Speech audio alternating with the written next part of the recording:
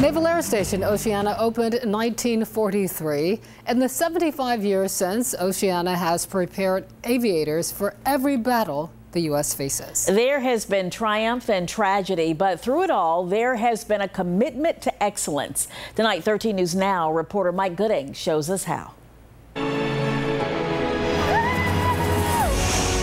It's like a scene straight out of Hollywood, with sleek planes and heroic pilots and anxious loved ones awaiting their aviators' return. Except it's not some movie, it's real, and it happens at Oceana all the time, has been for 75 years now.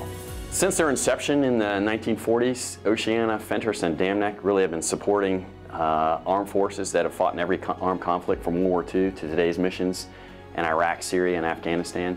Captain Chad Vincelette became the 45th commanding officer of Naval Air Station Oceana during a change of command ceremony back in March.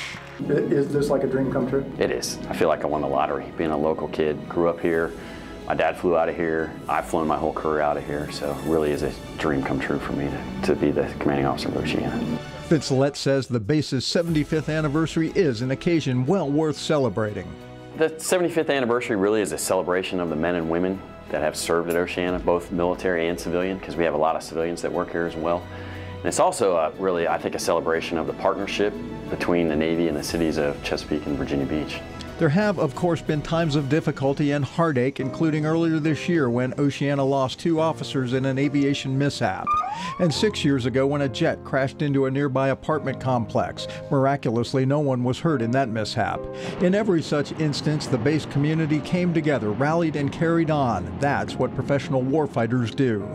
I think it's just part of the mission that we do. You realize that those are your brothers in arms, that when you lose them, you know, it's like losing a piece of your family, but you have to go on because there's a bigger piece to the mission that you need to do. Then you realize also that they would want you to carry on and continue the mission. The location being right there close to the Atlantic Ocean allows us to get into operating ranges that are right there off the coast and very convenient.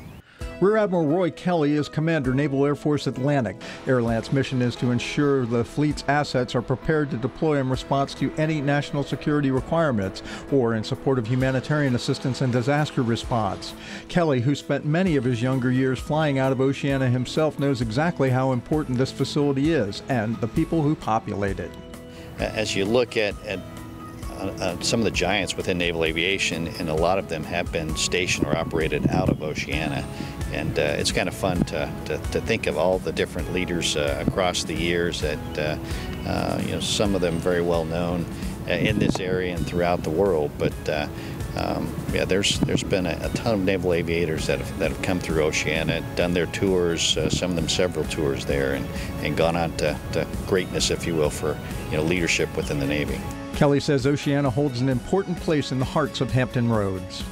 We've got organizations like Navy League that's reaching out to truly do as much as they can to support the base and kind of provide a lead organization that would allow us to celebrate the 75th anniversary.